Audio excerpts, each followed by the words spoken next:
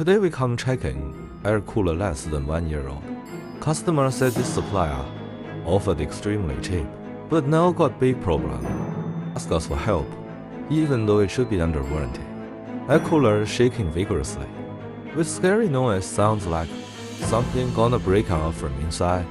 Let's find out what is the problem. Installed April 2023. Wire is flying freely, and even hang on fan motor.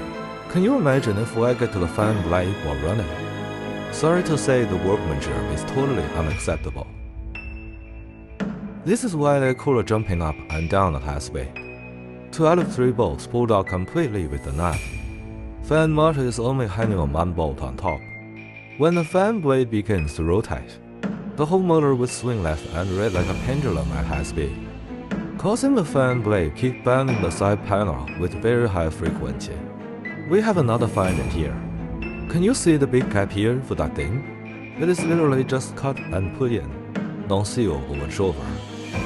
Then check in and report the customer. Hope customer can fight for his right with his supplier. Moral of the incident: cheap does come with a price.